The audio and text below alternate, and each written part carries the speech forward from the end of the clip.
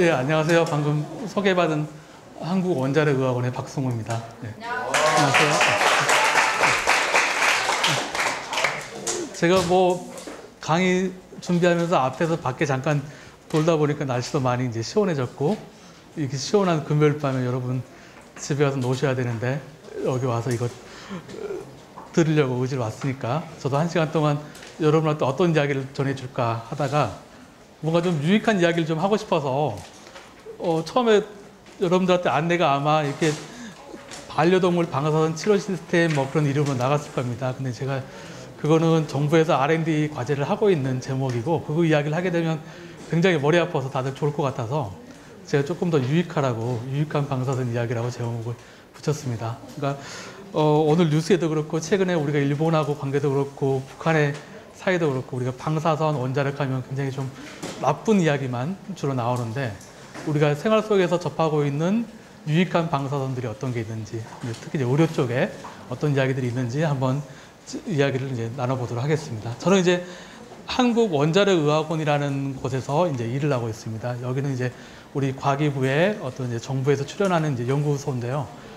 조금 더 나이가 드시는 그 부모님 세대는 아마 원자력 병원 하면 더 이해하기 빠르실 겁니다. 저희가 이제 방사선에 대한 의학 연구를 하면서 그 치료 기술들을 이제 병원에 접목시키는 원자력 병원을 같이 운영을 하고 있고요. 그리고 우리나라의 어떤 방사선 사고가 가장 먼저 일어나게 되면 가장 먼저 달려가야 되는 국가방사선 비상진료센터를 저희 이제 기관에서 운영을 하고 있습니다. 그리고 이제 우리 RI 신약이라든가 그런 우리나라의 어떤 신약 개발을 할 수 있는 그런 이제 시스템들을 운영을 하고 있는 기관이라 할 수 있겠습니다. 그래서 오늘 이야기가 과연 방사선에 어떤 이야기를 나눌지 한번 동영상을 보면서 한번 유출을 해보겠습니다. 이거는 저희가 5년에 걸쳐서 밑에 있는 다양한 이제 대학이나 이제 기관들, 그다음에 기업체하고 같이 우리가 이제 그 연구 개발을 끝내서 한국형 방사선 치료기라고 하는 것들을 만들어낸 이제 성과인데요. 이 영상을 보시면서 오늘 어떤 이야기들이 나올지 한번 유출하면 좋겠습니다. 나와요? 마이크가 안 나오네요? 네.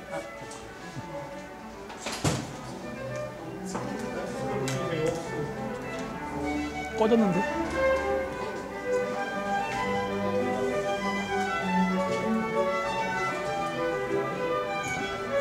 마이크 소리 나오시나요? 아, 네.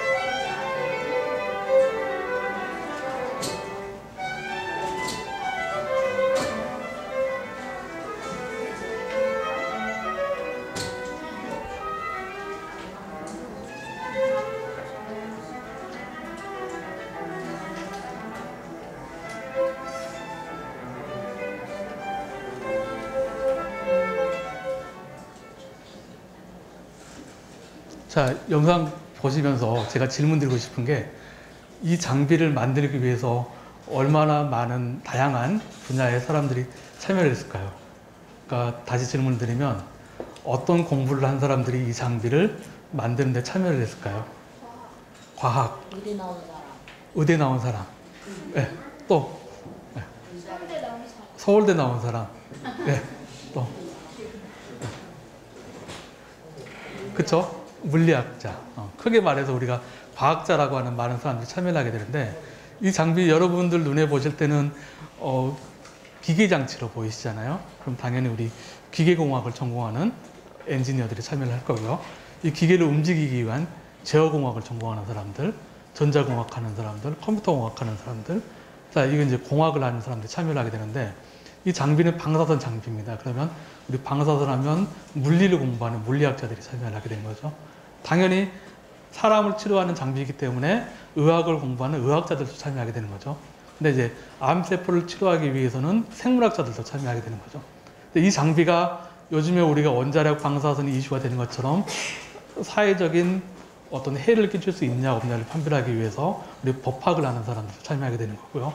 그다음에 이 장비가 기업에 가서는 우리가 돈을 벌 수 있는 그런 장비가 되기 때문에 경제학자들 또 경영학을 하는 사람들 그렇게 굉장히 좀 다양한 사람들이 참여하게 되는 거죠. 실제로 저희가 이 프로젝트를 진행을 하면서 저희 이제 성균관대학교, 뭐 원자력의학원, 대전 원자력연구원, 연세대학교, 뭐 부산대학교, 뭐 경북대학교, 뭐 양산부산대병원, 뭐 그런 이제 학교와 이제 연구기관들, 그다음에 뭐 RTX나 IM 테크놀로지, IMT나 이제 몬트 같은 이런 기업체들, 국내 이제 기업체들이 참여하면서 이 장비 하나를 만들기 위해서 굉장히 많은 노력을 하는 거죠. 이 만드는 장비를 만드는 구성원들은 아까 학생이 말한 것처럼 서울대를 나오는 선생님들 계시고, 뭐 하버드를 나오는 선생님들 계시고, 카이스트를 나오는 선생님들 계시고, 굉장히 다양한 선생님들이 참여를 하게 되는 거죠. 자, 그러면 오늘은 제가 어떤 이야기로 방사선이 유익하다라는 이야기를 좀 드리고 싶냐면, 첫 번째는 그 방사선이 뭔지 우리가 한번 이야기를 한번 개념 정리를 한번 하고 넘어가고요. 그 다음에 간략하게 이 방사선이 쓸 수 있는 이 암이라는 특성이 어떤 특성이 갖고 있는지 한번 이제 이야기를 하고요. 그 다음에 방사선을 이용해서 암을 치료하는 방사선의 의학적인 이해에 대해서 조금 이해해보고 넘어가도록 하겠습니다. 그리고 마지막에 사전에 공지되어 있던 어떤 반려동물에 있어서도 이런 방사선 치료기를 미래 사회에서는 적응을 한다더라라는 이제 표현으로 이제 진행을 하겠습니다. 자, 첫 번째 키워드로 이제 방사선입니다. 제가 누구한테 질문을 던져볼까요? 아까 앞에 있는 친구한테 방사선이 뭘까요? 방사능. 네. 방사능을 갖고 있는 어떤 거? 선. 그죠? 그런 것 같죠? 우리가 방사선이 뭐냐라고 이렇게 많은 또 전문가 선생님들이나 일반인들한테 물어보면 정의하기 굉장히 힘들어요. 저도 힘들어요. 그래서 제가 오기 전에 우리 궁금하면 누구한테 물어봐요? 네이버에 물어보잖아요. 저도 마찬가지로 궁금하면 네이버에 물어봐요. 방사선을 연구를 하고 있지만 방사선이라는 걸 어떻게 정리할까라고 했을 때 네이버의 사전을 좀 이용을 해보면 네이버 사전에는 이렇게 표현되어 있어요. 불안한 원자 또는 원자핵이 에너지의 일부를 방출하며 안정화하려고 할 때의 에너지 흐름이다라고 이렇게 표현을 해요. 굉장히 어렵죠? 우리 원자가라는 개념을 배우셨죠?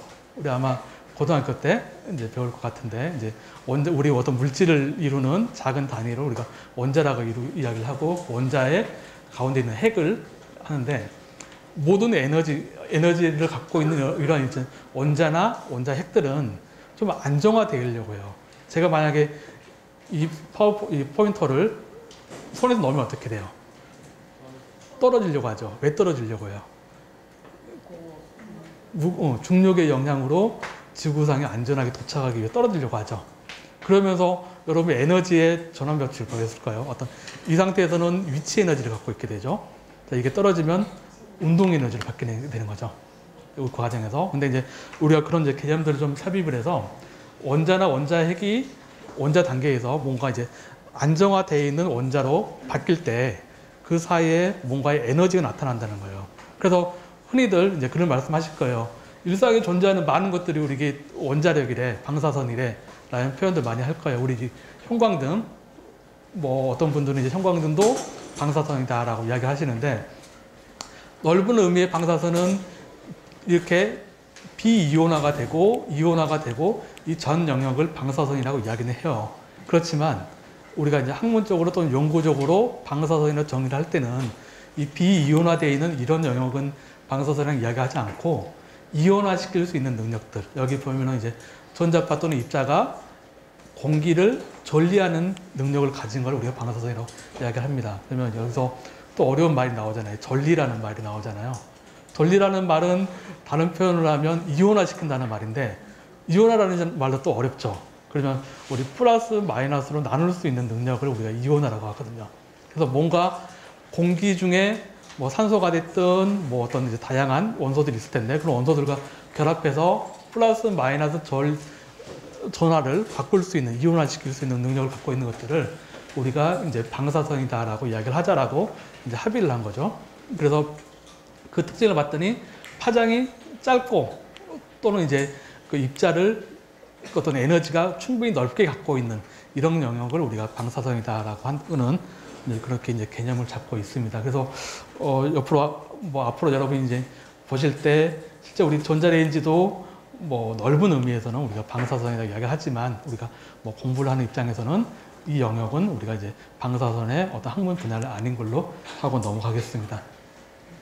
앞서서 모든 물질이 이런 원자로 구성되어 있다라고 많이들 이제 배우셨고 또 앞으로 그렇게 배우실 거예요. 요즘에는 이 원자 핵으로 구성되어 있고 뭐 코크 입자까지 더 작은 입자까지 발견이 되어 있다더라 그런 이제 논리로 앞으로 이제 수업을 배우실 텐데 그 전에 이 원자라고 하는 것들은 이제 원자 핵과 원자가 붕괴를 하면서 그러니까 안정화되면서 이 다양한 방사선들이 나오게 되는데 그래서 우리가 방사선의 종류를 알파, 베타, 감마, 중성자라고 이렇게 표현을 해요. 자, 여기 나와 있는 이 네 개의 선들은 어떤 방사선 동위 원소가 안정화되면서 나가는 선들이고 이 X선은 이제 베타선에 나오는 전자가 어떤 물질을 때렸을 때 나오는 이제 인위적인 선을 X선 나오게 되는 거죠. 그래서 그 방사선의 종류는 알파선, 베타선, 감마선, 중성자선 그리고 이제 X선이 있다라고 표현할 수가 있죠. 그래서 우리가 알파선이라고 하는 것들은 헬륨 원자에 대한 이제 관련된 것들인데요. 최근에 요즘 그 라돈 침대 이야기 많이 들으셨잖아요. 라돈에서 문제가 되는 게 이 알파선에 대한 영향인 거예요. 근데 조금 더 안심하실 건 뭐냐면 이 알파선의 특징을 보면 세기가 아까 앞서서 제가 방사선에 대해서 질문 드렸을 때 우리 학생이 방사선, 방사능 그런 이야기 하셨는데 방사능이라고 하는 것은 방사선의 세기를 나타내요. 그 세기가 알파선 같은 경우는 종이 한 장으로 차폐를 할 수 있는 막을 수 있는 힘이 있어요. 대신에 아주 가까운 근접해 있으면 영향을 미치지만 이런 종이 한 장으로도 막을 수 있는 선이 이제 알파선이다라고 저희가 표현을 하거든요. 그런 특징을 갖고 있는 알파선하고 그 다음에 플러스 마이너스 어떤 전자를 띠고 있는 어떤 베타선 그리고 이제 조금 더 에너지가 높은 감마선 또는 중성자선 이렇게 분포하게 되는데 우리가 어떤 비파괴 검사라든가 아니면 치료를 한다든가 그런 것들은 에너지가 높은 감마선이나 이제 중성자선을 주로 이제 쓰게 되는 거죠. 그래서 보시면 우리가 이제 베타선 같은 경우는 아주 얇은 막으로 이렇게 차폐가 되지만 감마선이나 X선은 콘크리트 차폐를 해야 돼요. 그래서 여러분들이 뭐 혹시나 이제 암을 치료하는 어떤 의료 환경에 가시면 콘크리트 벽으로 한 1.5m 정도 되는 그런 벽으로 둘러싸여 있는 그런 모습들을 보실 거예요. 그래서 그렇게 차폐가 필요하고 중성자선 같은 경우는 이런 이제 콘크리트가 아무리 두꺼워도 차폐가 안 되고 이 물이라고 하는 수소 원자에 의해서 이제 차폐가 되는 거예요. TV 보시면 우리가 원자력 발전소의 해결로 교체할 때 어떻게 보면 물 속에서 이렇게 끄집어내는 모습 보이시죠? 그게 이제 곧 뭐냐면 물이 이 중성자선원을 차폐해 줄 수 있는 영향 때문에 이제 물을 통해서 이제 차폐를 하는 거죠. 자, 그러면 여기서 우리가 조금 알고 갈 게 이제 그 방사선에 쓰고 있는 세 가지 단위가 있는데요. 이제 과거에는 뭐 여러 가지 단위를 쓰고 있지만 지금은 이제 그레이, 베크렐, 시버트라는 이런 이제 표현들을 쓰게 되는데 이 자료는 우리가 원자력 안전기술원에 뭐 이렇게 많은 사람들한테 어떤 기술을 전파하기 위해서 올려놓은 그런 자료가 되는데요. 베크렐이라는 단어는 이 원소가 얼마만큼의 세기를 갖고 있냐라고 표현할 때 우리가 이제 베크렐이라는 단어를 써요. 뒤에서 나오겠지만 우리 베크렐이라는 사람이 처음에 방사성이라는 그런 능력을 발견을 하는 사람이거든요. 그런 사람이 이름을 따서 베크렐이라고 표현을 하고요. 그레이는 얼마만큼의 흡수할 수 있는 에너지를 나타내느냐. 이제 흡수 선량을 표현할 때 우리가 그레이라는 쓰고, 그 다음에 우리가 가장 많이 접하는 거는 이제 시버트라는 단위를 많이 쓰게 되는 거죠. 우리 뉴스에 가장 많이 나오는 단어가 이제 시버트라는 단어인데, 왜 시버트가 많이 나오게 되냐면, 우리 방사선은 이렇게 생활 속에 분포를 하게 돼요. 여러분, 우리 라돈이라고 하는 것들은 실제로 뭐 침대에서 문제 있는 침대에서만 나오는 게 아니고, 갇혀져 있는 환기가 되지 않는 지하에서는 얼마든지 라돈이 나오고 있거든요. 그러니까 우리가 아주 이렇게 발견되기 오래된 동굴을 들어갈 때라든가 그런 상황들에서 라돈이 이제 농도가 높게 나타나는 그런 상황들이 되는데, 우리 생활 속에 방사선이라고 하면 오른쪽은 우리가 인위로 만든 방사선들이에요. 근데 왼쪽은 자연 쪽에 이제 존재하는 방사선이죠. 대표적으로 이야기할 때 우리가 유럽을 가신다든가 미국을 간다든가 할 때 비행기를 탈 때 이만큼의 시버트의 양의 방사선을 여러분은 이제 맞게 돼요. 근데 이게 뭐 여러분한테 영향을 미친다든가 이야기할 수 있는 수준은 아닌 거예요. 그리고 여러분은 1년 동안 이런 음식물이나 아니면 우리 나무라든가 자연에서 생활하시면서 이만큼의 방사선을 항상 맡고 계어요. 그리고 브라질의 어떤 지역에서는 특이하게 꽤나 높은 방사선 양을 나타내고 있죠. 뭐 우리나라도 마찬가지로 우라늄 광산이 있는 지역이라든가 그런 지역들은 자연 방사선이 높게 나타나게 되는 거죠. 그래서 이거에 준해서 우리가 일반적으로 생활을 하면서 많은 방사선을 맞게 되는데, 뭐 오른쪽에 보시면 일반인의 연간 유효설량을 이제 1mSv라고 이렇게 1마이크로시버트라고 이렇게 붙여놓은 게, 일반인들이 이렇게 자연적으로 맞는 방사선 말고 추가적으로 더 흡수해도 크게 지장이 없다라고 이렇게 약속을 해놓은 선량이 이런 게 되는 거예요. 그리고 방사선을 이용해서 뭔가 연구를 하는 사람들, 그다음에 의료를 하는 사람들은 이제 종사자라고 표현해서 그에 이제 합당하는 조금 더 높은 에너지 대역의 방사선이 누적이 돼도 이제 괜찮다라고 이렇게 약속을 해놓은 거죠. 그리고 이제 암 치료라든가 어떤 이제 비파기라든가 그런 이제 고에너지의 이제 방사선을 많이 쓰게 되면 이만큼의 이제 방사선을 맞게 되고, 이만큼의 방사선이 여러분들이 맞게 됐을 때 뭔가 질환이 발생한다든가 어떤 해를 입게 되는 이제 그런 이제 상황들이 생기게 되는 거죠. 우리 생활 속에 이제 방사선이 굉장히 좀 다양하게 분포하는데, 우리 그 흔히 말하는 우리 형광 물질 있죠. 밤에 보는 형광 물질들, 형광시계, 형광 그런 일종에서는 방사선 물질을 이용한 그런 것들이고, 이제 화재 감지기들 굉장히 방사선을 많이 쓰고 있는데요. 여러분들이 앞으로 어떤 이런 분야의 연구를 한다 그러면 이제 방사선이 안 쓰는 부분들이 없을 만큼 이제 농업, 의료, 공업, 뭐 근데 단순한 연구, 뭐 어떤 기기 개발, 뭐 우주에서의 어떤 연구들, 이제 다양하게 이제 방사선이 이제 쓰인다는 이야기를 할 수가 있겠습니다. 이 방사선 이야기를 제가 왜 꺼냈냐면,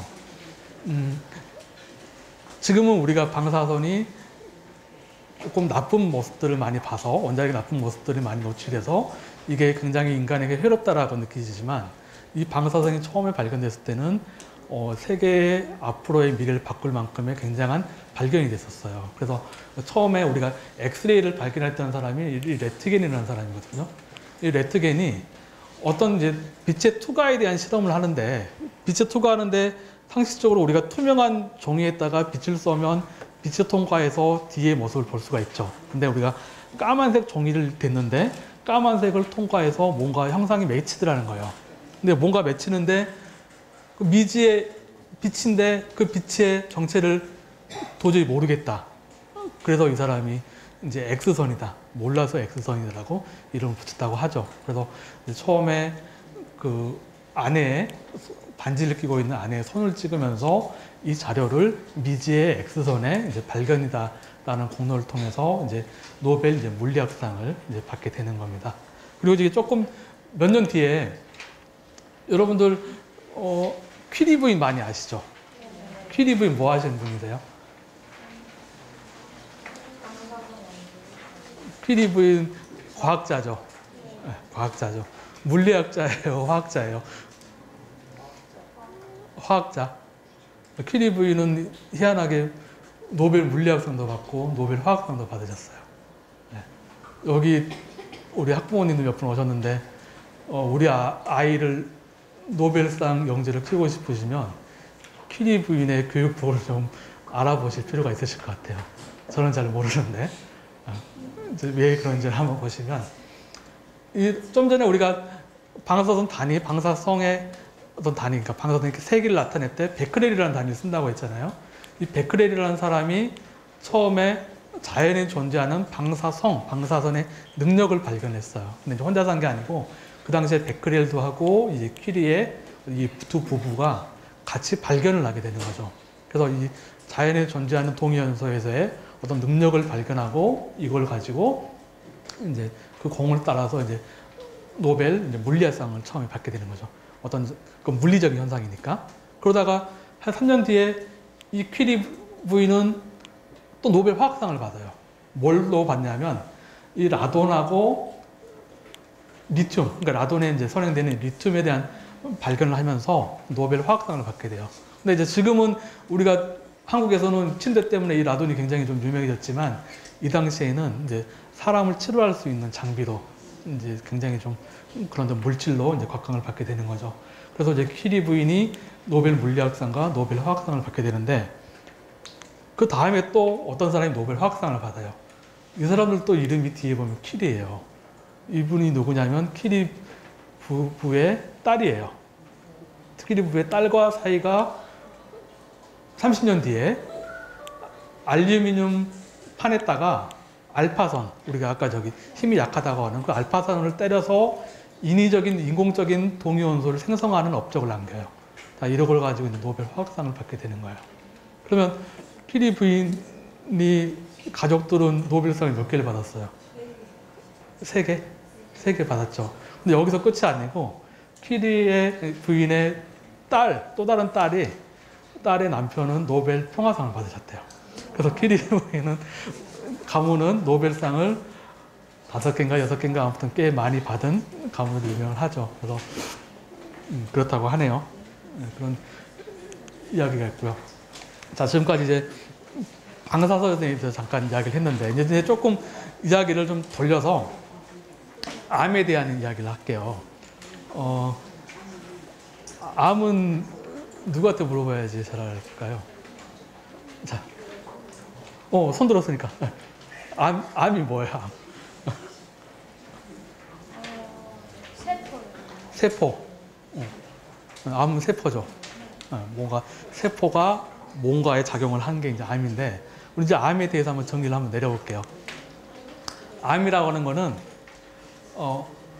이유는 다 밝혀지지 않았어요.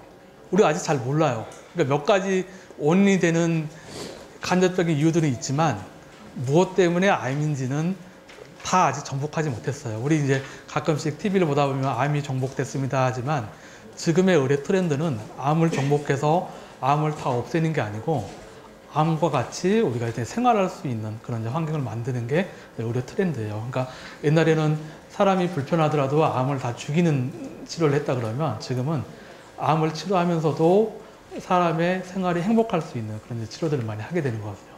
그래서 우리가 방사선 의학을 연구하는 사람들은 아주 자연적인 우리가 산에서 어떤 나무 숲을 걷고 있을 때 방사선 치유가 되는 그런 모습을 꿈꾸면서 이제 굉장히 조금 그 치료라고 하는 게 우리가 그 휴식을 취하는 그런 이제 개념으로 많이 발전을 하고 있는 거죠. 이제 암은 이유를 잘 모르는 다양한 원인 때문에 발생을 하는데 정상세포의 염기 서열을 보면 대략 이런 모양들을 갖고 있어요. 이런 모양들인데 암세포의 염기 서열을 보면 우리가 예측할 수 있는 모습이 아니고 전혀 이제 색다른 모습들을 갖고 있는 거죠. 그래서 암이라고 하는 것들은 원래 세포에 변화가 일어나서 정상적이지 않고 비정상적으로 발전하는 것들. 근데 발전을 하는데 어떻게 과하게 증식하는 것들을 우리가 이제 암이라고 표현해요. 그래서 정상세포보다 빨리 자라나는 그런 이제 특징이 있게 되는 거죠.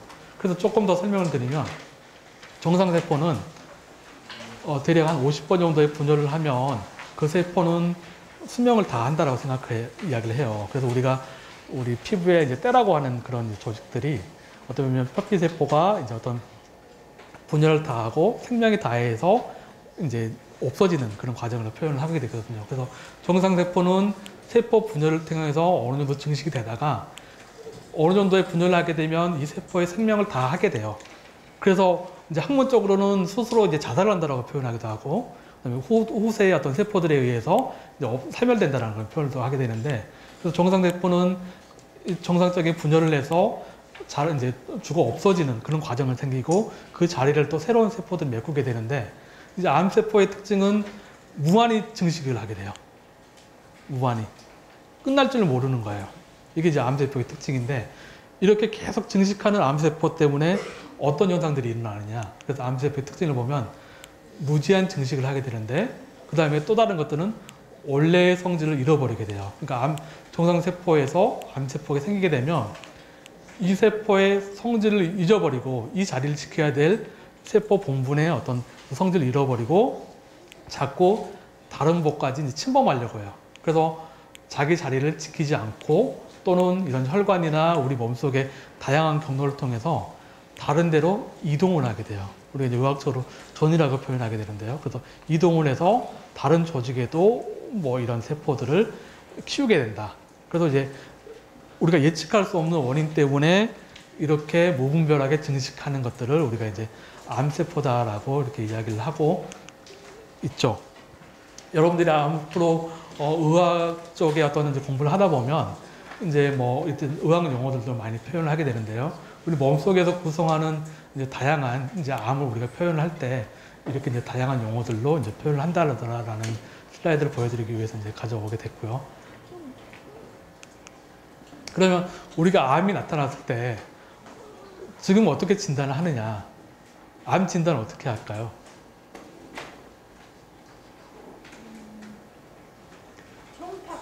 그렇죠. 이렇게 하면 되죠. 우리가 크게 이제 오늘 제가 이제 방사선 이야기를 꺼냈으니까 이제 방사선은 이제 영상 진단에 대한 이야기고요. 그 영상 진단에는 엑스레이, CT, 초음파, MRI, 펫 이렇게 이제 대표적으로 이렇게 했는데 이 중에서 방사선을 사용하는 진단법은 뭐가 있을까요? OX로 한번 가볼까요? 우리 단순 방사선 영상 검사, 엑스레이. O. 네. 전산화 단층 촬영, CT. 오, 여기 막 의견이 나눠지네요. 네. 네. 뒤에서 확인해 보세요. 초음파 검사. X. 자기 공명 촬영, MRI.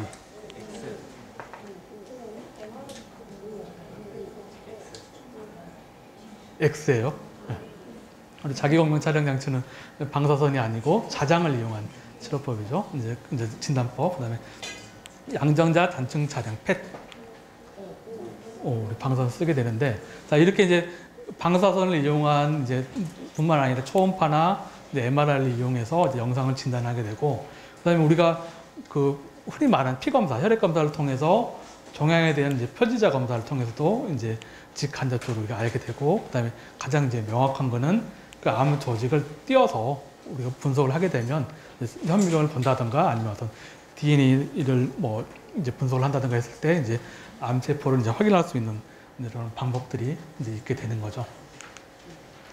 자, 여기까지 제가 이제 방사선이 뭔지 잠깐 이야기를 했고, 그다음에 이제 뭐 암에 대해서도 뭐 이제 깊이 있는 이야기는 아니지만 우리가 암이 뭔지 한번 이제 개념을 잡고 이제 넘어갔는데, 그러면 이제 방사선 의학이라는 게 뭐냐? 이제 제가 이제 일하고 있는 원자력의학원이라는 조직에서는 물론 이제 병원을 운영하고 있기 때문에 의사, 간호사, 그다음에 병원을 운영할 수 있는 많은 인력들이 참여하고 있지만 그 외에 이제 뭐 생물학을 하시는 선생님들, 그다음에 뭐 어떤 법을 하시는 선생님들, 또 이제 공학을 하는 선생님들 다양하게 참여를 하고 있거든요. 그래서 이제 이 방사선 의학의 전반적인 이야기를 한번 드려볼게요. 뭐 우리가 아까 렌트겐이 엑스레이를 발견하고 마리 퀴리하고 이제 베크렐이 어떤 방사성이라는 어떤 업적을 통해서 우리가 이 분야에 대한 학문이 생겨나게 되는 거고, 이 분야를 이용해서 우리가 뭔가를 이제 계속 하고 있지만 이분들이 이제 처음에 나올 때는 이제 방사성이라는 게 의료에 이용됐으면 가장 좋겠다라는 이제 표현들을 이제 발견하게 되는 거죠. 우리가 방사선 의료 기술을 나눌 때는 크게 이제 치료와 이제 진단으로 많이 나눠요. 근데 여러분들이 아마 지금까지 접했을 때 진단은 많이 접하셨는데 치료는 많이 안 접하셨을 거예요. 그러니까 어떻게 보면 우리가 진단은 건강검진이라든가 뭐 그런 걸 통해서 충분히 접할 수가 있지만 치료는 누군가가 주변의 분들이 아프기 전까지는 잘 이제 접하기 힘든 부분이잖아요. 근데 이제 실제로 제가 이제 연구하는 부분은 이제 진단보다는 이 치료에 대한 이야기들을 이제 많이 해야 되는 거고요. 근데 이제 방사선 의료 기술은 치료와 진단으로 나눈다라는 거. 그러니까 진단에는 단순하게 엑스레이를 촬영하는 이제 체외 진단이 있고, 그다음에 몸속에 어떤 이제 핵의학 동요소를 이용해서 진단하는 핵의학 진단들이 있게 되는 거고요. 치료에는 위부에서 방사선을 쏴서 어떤 암세포를 죽이게 되는 이제 원격 치료라는 게 있고요. 우리 몸속에 어떤 그런 방사선 동위 원소나 아니면 엑스레이 튜브를 넣어서 몸속에서 치료하는 어떤 이제 근접 치료라는 방식도 있게 되는 거죠. 그래서 처음에 뭐 비슷하지만은 우리가 암 하면은 뭐 머리부터 이제 뭐 발끝까지 이렇게 없는 암이 없을 정도로 이제 다양하게 이제 분포를 하게 되는 거고, 이런 것들을 방사선 의학에서는 이제 다양한 영상으로 이제 검출을 이제 시도를 하고 있는 거죠. 그럼 첫 번째가 엑스레이하고 아까 제가 질문을 엑스레이하고는 당연히 방사선을 쓴다라고 많은 분들이 대답하셨는데 CT에서 많이 좀 엇갈리셨더라고요. 근데 CT도 방사선을 쓰고 있는 장비죠. CT와 엑스레이의 차이는 다다음 슬라이드에서 나오는데요. 그래서 이런 이제 엑스레이를 발생하는 것들은 우리가 광전 효과라고 표현해요. 학문적인 용어로 광전 효과를 이용을 한다라고 하는데 우리 광전 효과가 뭔지 아직 안 배우셨잖아요, 그죠? 네, 꽤 이제 알면 쉬운데 알기 전에 어려운 단어죠. 어떤 빛이 물질인가 빛이 어떤 금속에 부딪히면 이제 일렉트론 전하를 발생하게 되는데 그런 효과를 우리가 광전 효과라고 그래요. 근데 이제 반대로 이 전자가 금속을 때리게 되면 어떻게 되겠어요? 다시 빛으로 나가겠죠. 빛으로 환원되는데 그 빛이 우리가 알고 있는 이 X선이라고 하는 빛으로 바뀌더라는 거예요. 그러니까 그걸로 저희는 이제 표현을 광전 효과의 역이다 그래서 역광전 효과다라고 표현하는데 이런 원리를 이용해서 엑스레이가 나오게 되는 거예요. 그래서 이런 어떤 고전압의 어떤 전자를 발생시켜서 이 전자가 이런 철 또는 이제 텅스텐 이런 이제 그 금속 물질을 때리게 되면 거기서 우리가 X선이라고 하는 그런 이제 빛이 미지의 이제 빛이 나오게 되는 거죠. 그 빛을 이용해서 엑스레이나 CT나 이제 이거 뭐 이렇게 그 맘모그래피라고 하는 우리가 그 유방암 검사할 수 있는 그런 검사 기기들을 이제 만들게 되는 거죠. 그래서 영상을 보시면 일반 촬영 장치의 영상은 이렇게 표현이 돼요. 우리가 그 펜은 흔히 알고 있듯이 공기로 차 있기 때문에 펜은 이제 까맣게 표현이 되는 거고 그리고 이제 뼈처럼 어떤 이렇게 그 밀도를 갖고 있는 것들은 이제 하얀색으로 이렇게 표현돼서 이게 방사선 엑스레이를 맞고 표현되는 음영을 가지고 그 부분에 어떤 질환이 있다. 그다음에 뼈가 어떻게 뭐 이렇게 골절이 되겠다라든가 그런 이제 상황들을 인지할 수 있는 거죠. 그리고 또 한 가지는 조영제를 마시고 우리가 이제 위를 이제 촬영할 수 있는 이런 방법들도 이제 엑스레이를 이용하는 이제 한 가지 방법이다라고 표현할 수가 있고요. 그다음에 저희는 이거를 이제 그 혈관에 대한 어떤 조영술, 저는 이제 인터벤션 시술이라고 하는데요. 이제 인터벤션 시술에서의 어떤 혈관의 막힘을 본다든가 아니면 그에 대한 운동을 본다든가 하는 이런 장비들, 엔지오 장비들도 우리가 방사선을 발생시키면서 진단하고 있는 그런 장비들이 되겠습니다. 그리고 여러분 요즘에 치과 가시면 흔히들 많이 찍죠. 가장 많이 접하는 엑스레이 중에 하나이실 거예요. 치과에 쓰는 엑스레이. 우리 치아에 뿌리를 볼 수 있는 이런 영상들, 우리가 눈으로 밖에서 확인할 수 없는 영상들을 확인하는 치과의 엑스레이, 뭐 파노라마 엑스레이, 뭐 일반 촬영 장치 이런 것들이 우리가 단순한 엑스레이를 이용한 기기들이 되는 것들이죠. 그래서 앞으로 여러분들이 이 분야에 대해서 어떤 관심이 있다 그러면 이런 장비들을 실제 만들어 볼 수 있는 그런 실험들도 해볼 수 있을 거예요. 자, 이 오른쪽, 왼쪽하고 오른쪽 영상이 어떤 영상인지 아시겠어요? 자, 첫 번째 질문, 어딜 촬영한 영상일까요? 폐, 갈비뼈. 네. 자, 그러면 둘 다 폐를 촬영한 영상이에요. 자, 왼쪽은 어떤, 우리가 앞에서 봤던 장비 중에 어떤 장비일까요? 엑스레이 장비죠. 네. 오른쪽은요? CT 또는 뭐 또 MRI도 비슷하게 보일 수도 있고요. 자, 그러면 두 영상의 차이는 똑같은 폐를 찍었는데 왜 다를까요? 네, 제대로 알고 있는데요. 그러니까 엑스레이 단순 촬영 장치는 우리가 앞에서 뒤에서 찍는 영상이고, 자, 이 CT 영상은 머리에서 바라보는 뷰예요. 조금 잔인한 표현일 수 있지만 사람을 1mm 단위로 잘라서 영상을 본다고 생각하시면 돼요. 그렇게 뭐 1mm, 5mm 그렇게 뭐 세세하게 자르면 더 정밀하겠죠, 영상이. 그런 영상들을 재조합한 게 이제 CT 영상이 되는 거죠. 그래서 이게 CT 단순 컴퓨터 전선화 창이라는 것들은 인체를 머리부터 발끝까지 나열했을 때 우리가 원하는 부분들을 이렇게 수평 단면으로 이제 촬영하는 영상이 되는 거죠. 그래서 이 다양한 딕텍터에서 계측되는 그 명암도를 가지고 영상을 재구성해서 보여주는 게 이 CT 영상이죠. 자, 그러면 이 CT를 만드는데 또 얼마나 다양한 사람들이 참여를 하게 됐어요. 우리 기계만 한다고 해서 이 CT를 만들 수 있는 거 아니거든요. 물리만 한다고 해서 만들 수 있는 거 아니거든요.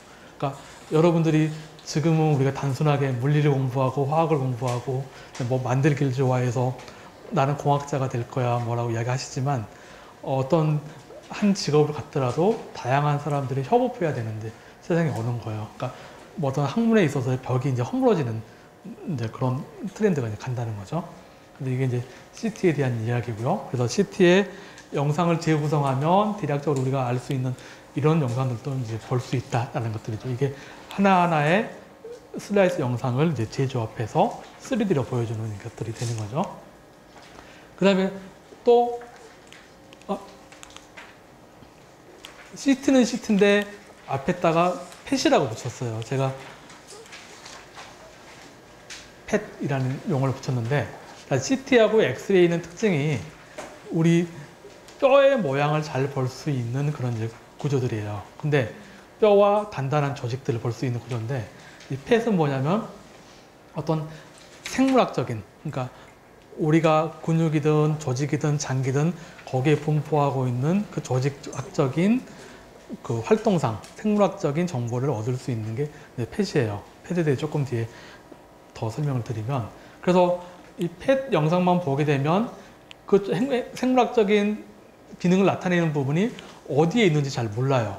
그래서 CT 영상을 찍고 그다음에 펫 영상을 융합을 하게 되면 CT 영상으로 나눠놨던 위치 정보하고 펫에서 갖고 있는 그런 생물학적 정보를 융합할 수 있게 되는 거죠. 그래서 우리가 펫 CT라고 이름을 붙이면서 펫과 CT를 함께 찍는 그런 이런 영상 융합술이 이제 나오게 되는 거죠. 그래서 CT 영상이 이런 모습이고 그다음에 펫 영상은 이런 모습인데 두 영상을 모지하다 보면 하나의 좀 더 이제 정확한 위치에서의 어떤 생물학적인 정보를 찾을 수 있는 영상 기법을 우리가 이제 펫 CT라고 이야기를 하게 됩니다. 앞서까지 우리가 어떤 진단에 대한 이야기를 했는데 이제 치료에 대한 이야기를 좀 해볼게요. 우리가 방사선 치료의 목적은 이상적이기 때문에 모든 암세포를 파괴하고 암세포에만 가능한 많이, 정상 조직에는 가능한 적게, 이게 우리가 추구하는 이제 방사선 치료의 목적인데, 뭐 용어에 보면 이제 가능한이라는 표현들을 많이 썼잖아요. 아직도 완벽하게 제거하기는 힘들다라는 거죠. 네, 그래서 최대한 정상세포는 살리고 암세포는 죽이는 게 목적이 방사선 치료를 이용하는 이제 목적이 되겠습니다. 자, 이 슬라이드는 제가 이제 방사선 치료를 방사선 정형외과라고 하는 이제 병원의 한 과에서 진행을 하고 있는데요. 이 방사선 정형외과에 일하는 사람들의 이제 직업군을 조금 나열을 했어요. 어떤 분야를 보면 우리가 이제 옹콜로지라고 하는 것들은 흔히 말한 의사 선생님들, 의학을 공부하는 의사 선생님들의 모습을 이제 직업군을 나타내고 있고요. 이분들이 이제 방사선 치료를 할지 아니면 뭐 어떤 식으로 치료를 할지에 대한 결론을 내리게 되는 거고요. 그다음에 장비를 다루고 그다음에 여기 보는 것처럼 어떤 모양으로 어느 방향에서 어느 정도의 방사선을 쏠지, 그다음에 이 장비를 움직이는 것들은 이제 방사선사 선생님들이 하게 되는 거고요. 이런 플래닝이라든가 이 장비가 제대로 방사선이 나오는지 QC/QA 하는 것들은 어떤 메디컬 피직스라고 하는 이런 전문가분들이 참여를 하게 되는 거죠. 그리고 방사선을 쏴서 암세포가 죽었네 안 죽었네 어디로 갔네 그런 판별들은 이제 생물학을 하는 방사선 생물학을 하는 바이올로지라고 하는 분야에서 이제 다루게 되는 거죠. 실제로는 우리가 병원에 가서 의사 선생님만 이제 대접을 맡아서 이야기를 하다 보니까 의사 선생님들이 다 아는 것 같지만 실제 이제 방사선 정형외과에서는 굉장히 많은 인력들이 참여해서 이 장비를 움직이게 되는 거죠. 이 뒤에는 또 이 장비를 운영하는 이제 엔지니어들도 굉장히 좀 많이 참여하고 있겠죠. 그래서 방사선 치료의 목적은 집중적으로 방사선을 쏘이게 되면 이 DNA 체인이 깨진다라고 제가 표현해요. 그래서 이 체인을 깨지는데 정상세포는 이 체인이 깨지면 어느 정도 시간이 지나면 회복을 해요. 자기의 원래 성질을 갖고 복원을 하려고 하니까. 근데 암세포라고 하는 것들은 자기의 성질을 잃어버렸기 때문에 방사선을 맞아서 원래의 상태로 회복하려고 하는 그런 능력이 떨어져요. 그래서 정상세포하고 암세포하고 같이 방사선을 쏘여주게 되면 정상세포는 어느 정도 시간이 지나면 회복을 하지만 암세포는 회복을 못하게 되는 거죠. 그런 원리를 이용해서 방사선 치료를 하게 되는 거죠. 그래서 뭐 하루에 얼마만큼의 양을 병변에다가 방사선을 줄지 그런 것들은 앞서서 봤던 어떤 이제 방사선 생물학이라든가 이제 뭐 의사 선생님들과의 어떤 논의를 통해서 그런 기법들이 이제 나오게 되는 겁니다. 그래서 방사선 치료는 우리가 앞에서 이 진단이라는 영역에서 CT나 MRI나 펫에서 우리가 암을 진단을 했으면 이 진료 환자를 방사선 치료를 하게 된다라고 결정을 하게 되면 바로 이 방사선 기계에다 대고 방사선을 쏘는 게 아니고 그 병변이 어느 위치가 있는지 다시 한번 확인을 하게 돼요. 그리고 보고 이제 엑스레이나 CT를 통해서 확인을 해서 어떤 부분을 치료할지 이제 계획을 잡게 되는 거거든요. 그 다음에 단순하게 온 몸에 방사선을 쏘이는 게 아니고 그 움직이는 장기가 있는지 또는 방사선을 쏘이는 부분에 방사선이 약한 혈관이 지나가는지 신경이 지나가는지 그런 이제 계산들을 해서 방사선 치료 계획을 잡게 되는 거거든요. 치료 계획에 대한 시뮬레이션을 통해서 실제 방사선 장비에서 방사선을 발생시켜서 치료를 하게 되는 그런 과정들을 거치게 되겠습니다. 그래서 일반적으로 우리가 보는 방사선 치료계의 모습은 선형가석이라는 표현을 하면서 이런 모양을 갖추게 돼 있어요. 위에서 엑스레이가 발생되고 엑스레이가 밑으로 이제 내려오는 그런 이제 구조인데 이 장비의 구조를 보면 겉에서는 뭐 굉장히 좀 깔끔하게 보이지만 안은 굉장히 좀 복잡한 구조로 구조가 있는 거죠. 그래서 여기서 보면 전자를 가속시켜서 가속되는 전자가 어느 정도 에너지 증폭이 되고 그 에너지가 꺾여서 나오고 그 치료받게 되는 그 부위가 이제 조정되고 하는 기계적인 장치들이 굉장히 그 고차원적인 이제 엔지니어링 기술들이 이제 가미가 되는 것들이죠. 이게 이제 하나하나가 우리 이제 방사선 치료하는 기술이 되는 거고, 그다음 여기 보시는 이제 이 소프트웨어 같은 경우는 방사선 치료를 어느 부분을 할지에 대한 이제 선량을 계산할 수 있는, 우리가 사람에다 놓고 실험을 할 수가 없으니까 이런 어떤 소프트웨어적인 개념으로 어떤 그 방사선 치료에 대한 시뮬레이션을 해보는 그런 과정들을 거치게 되는 거죠. 자, 4개의 영상은 지금 우리가 임상 환경에서, 병원 환경에서 방사선을 이용해서 암 치료를 할 때 쓰고 있는 장비들이에요. 아마 나온 지가 벌써 한 10년 이상 된 장비들인데요. 어떤 특징들이 있냐면, 우리가 앞에 방사선을 이야기할 때 감마선에 대해서 배웠잖아요. 엑스레이보다 조금 더 에너지가 센, 파장이 짧고 그래서 센 이제 감마선인데, 이제 머리에 어떤 종양을 치료하기 위해서 202개 정도의 어떤 홀이 있어요. 그 홀에서 이 감마선이 나와서 머리에 이제 암을 치료하는 이제 그런 장비가 되겠습니다. 우리가 그 다음 장비는 사이버 나이프라고 표현하는데, 우리 나이프라고 하면 칼이잖아요. 우리가 방사선 수술이라고 하는 것들은, 일반적인 수술은 우리가 메스라고 하는 수술용 칼을 몸에 대서 조직을 이제 드러내게 되지만, 이 방사선 치료라고 하는 것들은 실질적인 칼을 대지 않고 어떤 이게 로봇팔을 이용해서 우리가 원하는 장기에다가 방사선을 쏘면서 마치 우리가 수술을 하는 것처럼 그런 효과를 보고자 하는 게 이제 사이버 나이프의 이제 표현이죠. 그래서 지금의 단계에 있어서는 이렇게 움직이는 표적을 로봇팔이 따라가면서 치료할 수 있는 정도까지 이제 임상에서 나오고 있는 거죠. 그리고 여기 보면 이제 IMRT라는 표현을 돼 있는데, 이건 뭐냐면 3차, 그러니까 세기 조절 방사선 치료라고 하는 게, 우리가 암 조직이라는 게 평면상의 조직이 아니잖아요. 입체적인 조직이잖아요. 그렇다 보니까 뭐 조금 더 깊이 있는 암은 이런 이제 콜리메이터를 통해서 더 열어서 많이 쏴주고, 얇게 있는 암은 콜리메이터를 닫아서 낮게 쏴주고 하다 보면 암이 갖고 있는 이런 어떤 3차원적인 모양대로 우리가 방사선을 쏠 수 있는 기술들이에요. 이런 기술들이 이제 뭐 지금 현재 이제 적응되고 있는 기술들이고요. 그다음에 실제 진단 에너지를 쏘면서 움직이는 병변을 이제 찾아가면서 뭐 이 보시면은 어느 부분에 들어오면 방사선을 쏘고 벗어나면 방사선을 끊는 이제 게이팅 치료법을 표현하는데, 이렇게 영상을 따라가면서 치료할 수 있는 이런 기법들이 실제 우리 현재 병원에서 이제 많이 쓰고 있는 방사선 이제 치료 기법들인 거죠. 그리고 이제 몇몇 이제 선도적인 이제 병원들에 대해서는 입자 치료기를 많이 쓰고 있어요. 우리 이제 국립암센터라든가 이제 삼성병원 같은 경우는 이제 양성자 치료기에 대한 어떤 치료들을 시행을 하고 있고요. 우리가 앞에서 뭐 중입자, 중성자 그런 표현들은 감마선보다 조금 더 헤비한, 좀 더 센 에너지를 낼 수 있는 그런 이제 표현들이죠. 그런 것들 이제 중입자나 양성자나 중성자 치료기가 앞으로의 이제 우리 트렌드에 이제 의료 트렌드에 이제 반영될 수 있는 그런 장비들이 되겠습니다.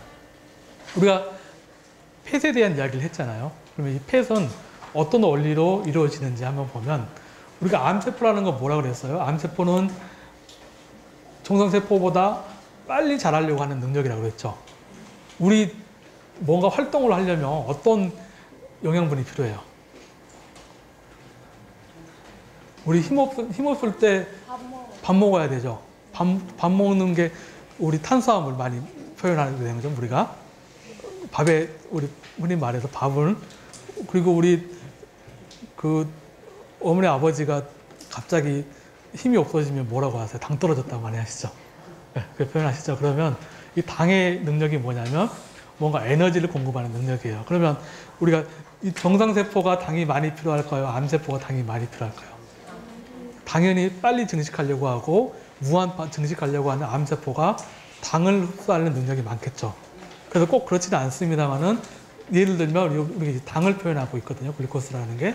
이 글루코스라는 어떤 화합물에다가 하나를 떼고 방사성 동요 원소를 붙이게 되면 우리가 그 당을, 포도당을 몸에 넣게 되면 뭐 정상세포에도 당연히 가겠지만 암세포스러운 것들, 그러니까 빨리 자라려고 하는 것들, 에너지가 필요한 세포에 가서 많이 흡착을 하게 되겠죠. 그죠?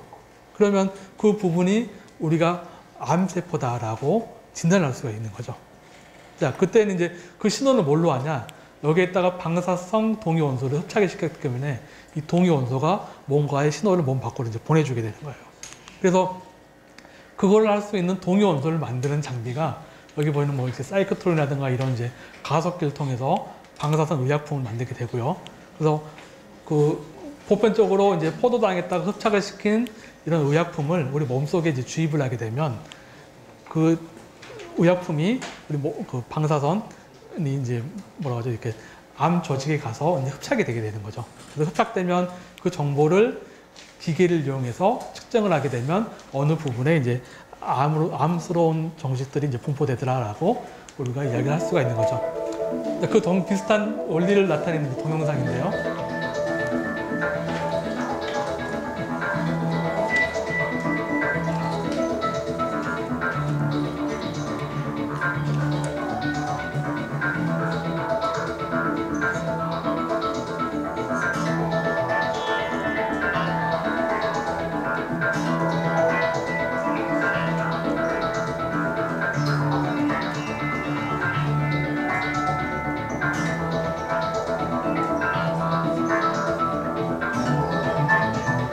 여기 보면 방사성 동요원소를 붙인 이런 것들이 이제 우리 몸속에 따라가겠죠.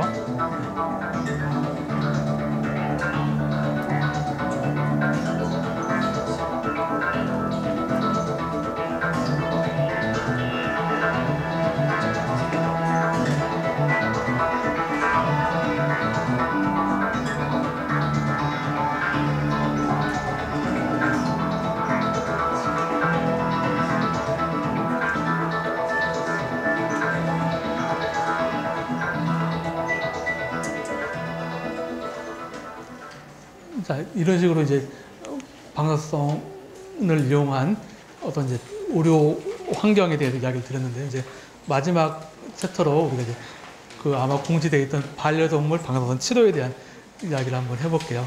이건 지금은 하고 있지 않습니다만 앞으로 우리 미래 사회에서는 이렇게 하겠다라는 그런 이야기입니다. 실제로 이제 어떤 경제학자가 그런 표현들을 하세요. 국민의 소득이 3만 불 정도 이상이 되면 개껌이 사람껌보다 많이 팔리는 시기가 있대요. 그런 어떤 경제적인 지표가 있다라고 하는데요. 지금 영국이 그런 상황이다 그래요. 그러니까 우리나라도 조만간 이제 4만 불을 달성하는 시기가 오면 아마 이제 그렇게 이제 반려동물과 조금 더 밀접하게 생활하는 그런 사회가 오지 않을까 싶습니다. 저희가 이런 프로젝트를 진행했던 거는 2016년도 시절에 그때 이제 대한민국이 이제 반려동물 천만 시대라는 이제 표현을 하면서 전 세계 어디에도 없는 동물 전용의 이제 방사선 치료기를 만들면서 이 프로젝트를 시작을 하게 된 거죠. 그래서 저희가 이 프로젝트는 거의 이제 마무리가 돼가고 이제 기업의 기술 이전을 해서 아마 내년쯤이면 이제 국내의 장비가 이제 전 세계를 다니면서 이제 방사선 치료를 하는 그런 모습들을 볼 수가 있으실 겁니다. 그래서 이런 목적으로 우리가 장비를 이제 개발하고 있는데요. 미국의 사례를 보니까 미국은 이런 이제 동물에 있어서도 사람에서 취했던 것처럼 이제 똑같은 환경에서의 방사선 치료를 이제 시행을 하고 있더라는 거죠.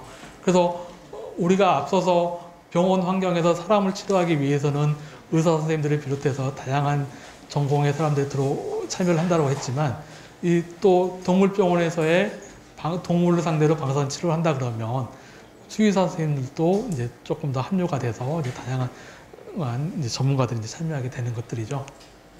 그래서 실제로 이 환경은 이제 태국에서의 어떤 이제 방사선 치료를 하고 있는 그런 이제 치료 계획을 잡고 있는 이제 동영상들을 제가 이제 가져왔던 것들이고요. 사람에서 했던 거하고 똑같이 어떤 부분에 어떤 방향으로 방사선을 쏠지에 대한 그런 이제 치료 계획을 이제 잡고 있는 부분이 되고요.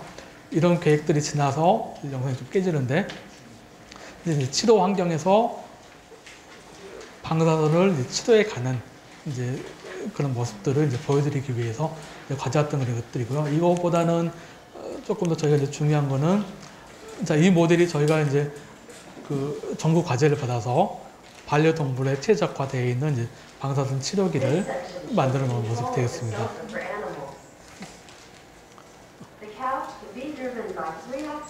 이거는 저희가 3D 프린터를 이용해서 우리 동물의 CT 영상을 찍고 그 영상을 가지고 3D 프린터 출력을 한 이제 우리가 동물을 바로 가지고 실험을 할 수가 없으니까 그래서 만들어 놓은 팬텀이 되겠습니다.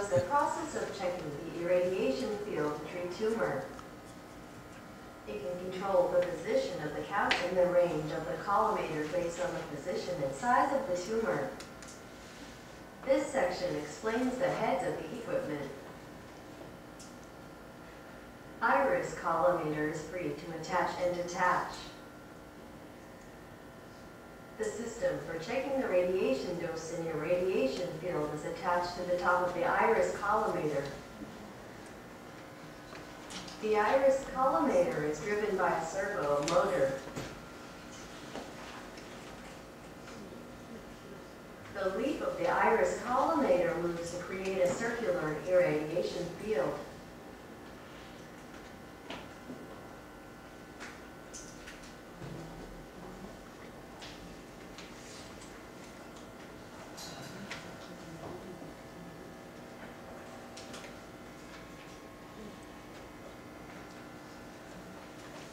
Finally, it shows the treatment of the tumor.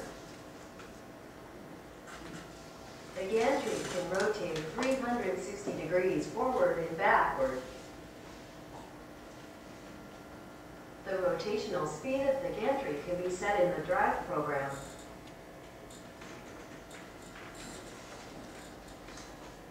자, 이렇게 만들고 있는 저희의 이제 장비의 가장 큰 특징은 전 세계적으로 우리가 이제 가속관이라고 하는 이제 X밴드급의 이런 가속관을 만드는데 이게 한 1.5m 정도 되는 크기예요. 근데 저희가 이걸 한 20cm 이내로 만들면서 전 세계적으로 아직 상용화되지 않는 기술들을 처음에 이제 접목을 시키는 것들이 이제 세세하게 들어가 있는 기술들이죠. 그래서 우리가 방사선을 발생하기 위해서 이런 장비들 그리고 어떤 가속시키기 위한 장비들 이런 이제 안쪽에 이제 굉장히 좀 복잡한 장비들이 들어가는데 이런 것들은 이제 앞으로 여러분들이 이런 공부를 하게 되면 이런 거를 이제 개발하는 사람들도 할 수 있다라는 거죠. 실제 이런 이제 모습들은 물리를 전공하는 선생님들이 이제 참여해서 우리 방사선의 어떤 영향에 대한 것들, 모습에 대한 것들을 좀 나타낼 주는 이제 장비를 할 수가 있겠습니다. 여기까지 제가 뭐 간략하게 그 방사선이 뭔지 그리고 뭐 이렇게 암세포를 어떻게 치료하게 될지에 대한 이야기를 마쳤는데요. 한숨 소리가 들리는 게 굉장히 좀 힘들었나 봐요. 여기까지 하겠습니다.